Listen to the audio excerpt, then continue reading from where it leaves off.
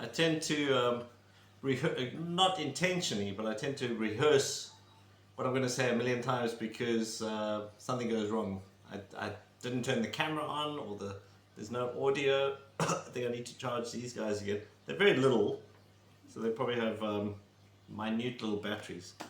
But people just have to deal with the poor sound quality at the moment. You know, it's funny when I see myself reflected here. Um, I see my dad. I look exactly like my dad when I first met him, because he died at 60 when I was 14. So he was my age when I was born. So he was 45 when I was born. I'm thinking from my point of view, I wouldn't want to start from scratch right now with kids. I'm glad my son is 14 and my daughter is 9 going on 10 in January.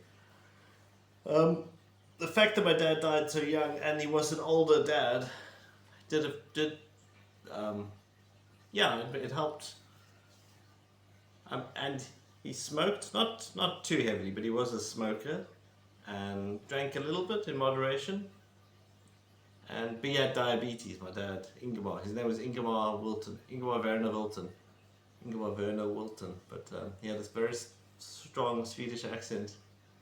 He never really, yeah, but he completely understandable what he had to say. Good use of the English language, just an accent. It was quite endearing. And yeah, he and my mom bought this house 1982, 1983, somewhere around there. Again, my memory's a bit hazy. If I was 2, 3 years old, I think I was 2.5 years old, so it could have been 1983. Yeah, halfway through 1983. I know I was here since I was a toddler, and everywhere I look in this house, I have memories of my mom and my dad. And let's do this. Yeah, hey, use the selfie stick. Actually, see if the selfie stick works. Okay, so the photo. I wonder if the audio is okay. The photo I'm going to put as the cover is of this spot here, taken 33 years ago. I was 12, I'm 45 now. Yeah, 33 years ago, so 2 years before my dad died. We still have the swimming pool my folks put in. Yeah, I put in that little entertainment area last year and paved it, but yeah, so this is where the photo was taken. I'll put this back up. So I've got this tripod slash selfie stick that this makes my life easier, then I don't have to balance the camera up against things. So the people in that photo, yeah. If I get a bit shy just now, then I'm going to take these glasses off, and then I'll be blind, so I won't be self-conscious or shy and worry about how I look. So on the far left, that's my Aunt Vanessa.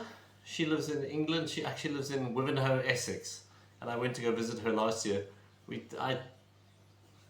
My mom we love her very, very much, and she's always been very pretty and very glamorous, and yeah, she's an amazing chef or cook, and she worked in restaurants, and she's always been in service industry, catering, very good at cooking. When I went to go visit them, she was an amazing host, and she cooked the most amazing meals and had dinner parties. So fantastic at having dinner parties and cooking and entertaining. Still in her 70s, she's still able to do it, still looks glamorous, still looks really well, fit as a fiddle, walks everywhere. So a real icon, real inspiration. I mean, if I can emulate her, that would be amazing. Healthy as can be, doesn't drink much, no smoking. She used to smoke, but not anymore. And yeah, so when I went over to visit family June, July last year for 5 weeks,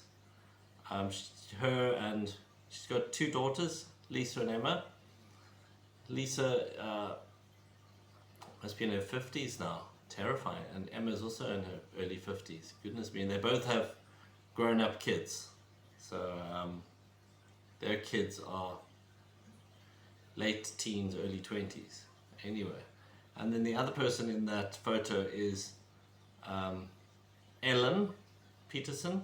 She was my mom's nanny, and she was like my grandparents and great grandparents were fairly wealthy. They were well off, and they owned property and estates and so forth.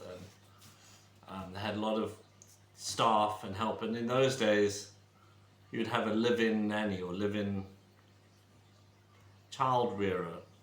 You didn't do the parenting part yourself. You subcontracted that. I think I'm actually going to take these off, so I'm obsessing about the reflections.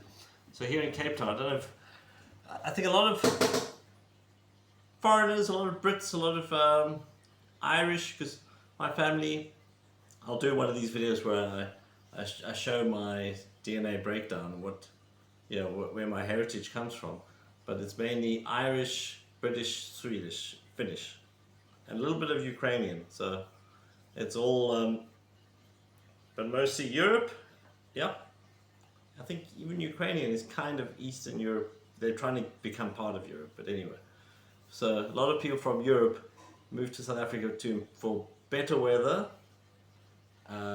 opportunities, and because you could go from being working class, struggling in the UK, and you could come here with your pounds and experience and knowledge and get a really fantastic job or start a business.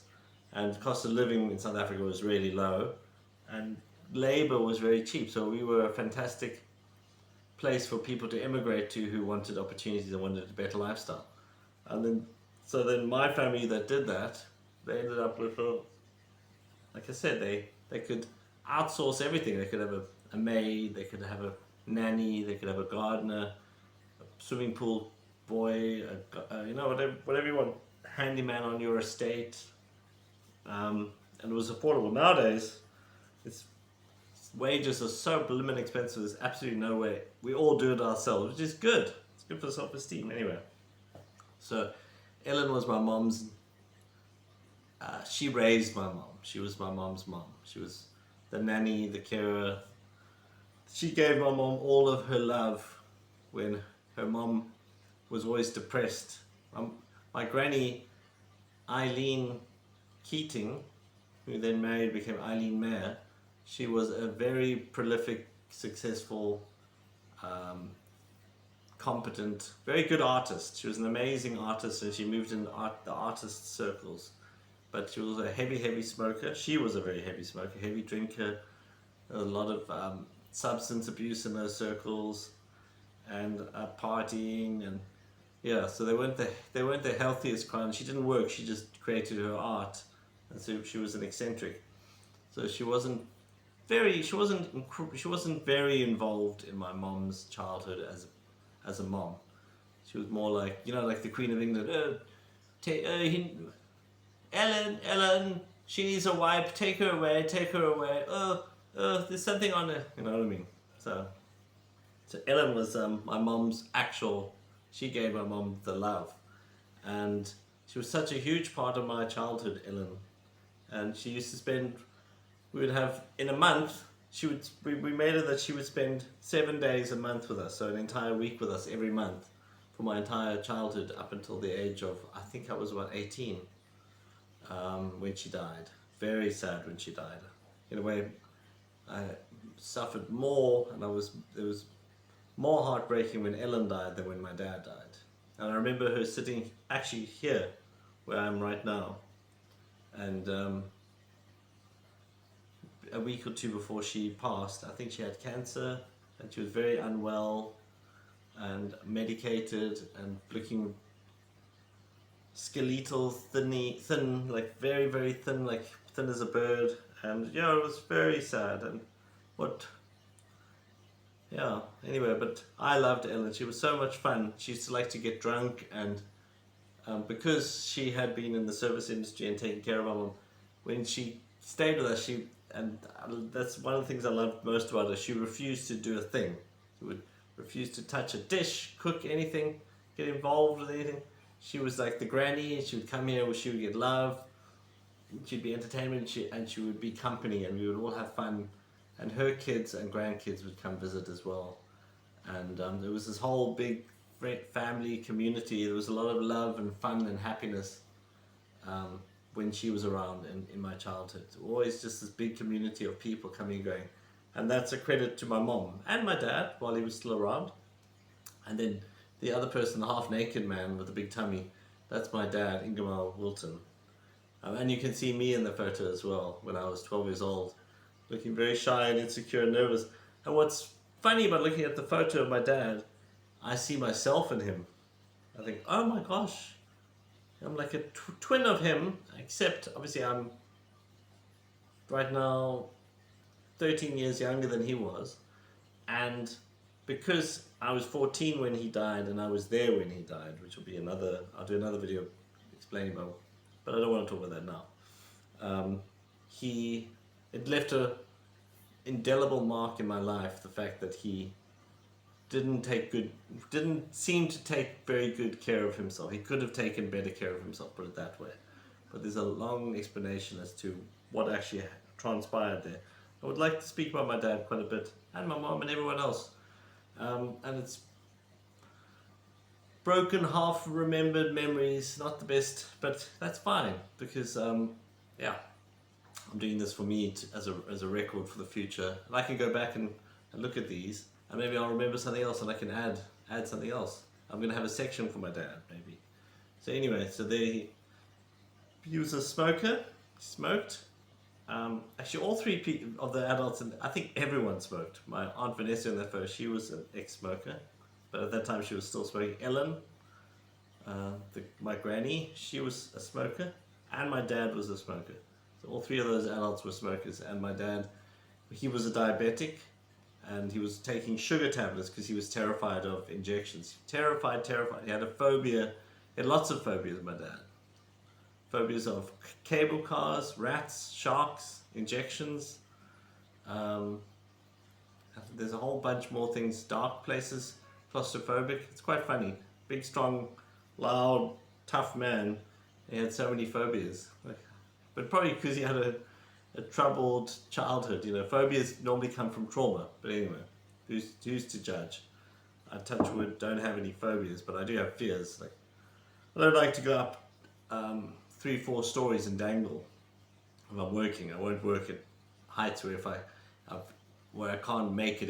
If I jump off the ladder, I'm not going to survive. I won't work. I refuse. I work for myself, so why the heck would I do that anyway?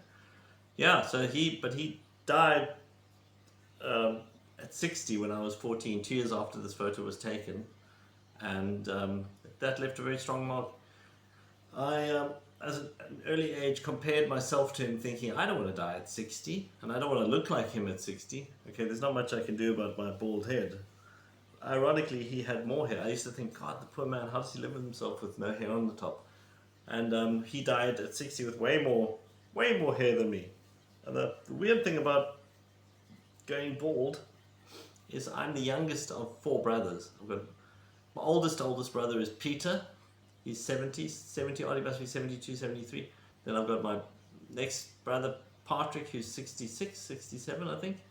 And then my brother, Adrian. All of them are in Sweden. Peter is in Malmö. Patrick is in Stockholm, Sweden. And Adrian, God knows where he is. I think he's in Linköping or Jönköping or somewhere, one of the small towns, isolating away from the rest of the whole family, staying. He's got the opportunity to be with family and around family, but he chooses to. That's Adrian. That's what he's always been like. And maybe sees him once every 2 years. If I was in Sweden, I would be knocking on their door every other day. That's the kind of person I am. I love family, and it breaks my heart that I don't have any family. I've got no, except my son and my daughter. I've got nobody else in Cape Town who's my flesh and blood. It makes me a bit sad. I would love to have aunts and uncles and nephews and nieces that I could go visit all the time. But anyway, so The way my dad died, though, so young, it made me think, okay, stay away from sugar so don't become a diabetic. Not that if it's genetic, but he was a confectionery baker and he loved sweets and confectionaries and ice cream. So he lived potentially, and it wasn't, he didn't have bad diabetes. He had the type of diabetes you get from lifestyle, I think. And he was overweight, which doesn't help also. If you're a little bit overweight, you're more prone to diabetes. And my mom, she was a bit overweight at the end, and she got mild diabetes as well as a result. So if you'd stayed a bit leaner, and you can see, I might, but it's because of my trade. I stay fit and healthy. That's like I'm paid to exercise and walk and lift things and carry things. But yeah, I did my entire life. Not much I can do about this though. But I'd rather have be skinny and bald. Well, I don't know. Who knows? It is what it is. It's about just accepting reality, and I'm accepting the reality that I've got one hairstyle, and that's the Jason Statham or the Bruce Willis.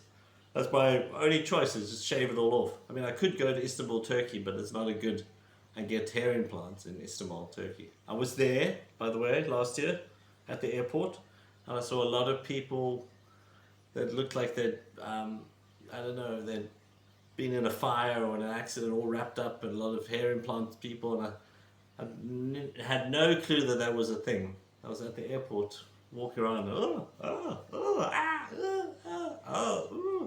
then if I had like a hidden camera, I would have filmed it all, and if I'd known I was going to even upload content, I could have done that. But anyway, so my dad dying young meant my whole life tried to always be healthy and do things in moderation, not drink, not smoke, not take too much sugar, keep fit and healthy and fit-ish, not overdo it, not take on too much stress. I don't know, just live in moderation. I have drank a lot of alcohol in my life, and I do sometimes like a drink here or two. I have been a smoker on and off throughout my life. I do like sweet things, but it's all been very much in moderation, under control. If it gets out of hand, then stop a behavior. So if I start smoking, really go out, get help. There's medications to stop smoking. And don't drink Coca-Cola with sugar. I don't know, there's certain things. So I'm hopeful, optimistic that I'll. The fact that my brother Peter is already in his 70s and my other brother Patrick is late 60s, they've beaten the odds. As my uncle Lars, my brother's brother, my dad's brother Lars, he died at 58 from a heart attack. My dad died at 60 of a heart attack, and my uncle Lars died at 58 of a heart attack. So that's two family members, of the older generation that died young. Very, scary, nerve-wracking. Don't want to be a statistic. I'd rather like to live to 80 if possible, please. My mom died at 79. It'd be nice to get to 80. 1 year more than her, and have my cognitive.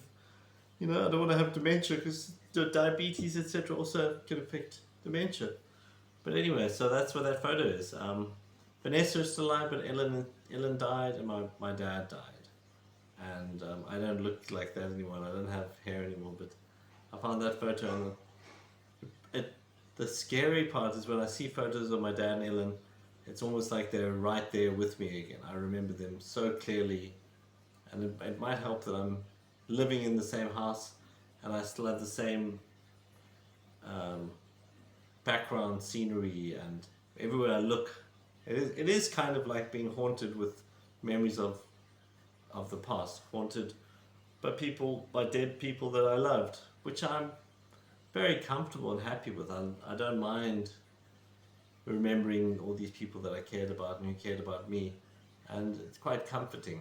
So yeah, this house has a lot of stories and memories.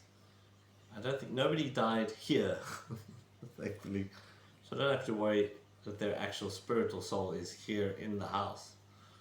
Yeah, not that I'm superstitious really. Anyway, yeah, so that photo came up, and I wanted to upload that memory into the nether and to keep it for later.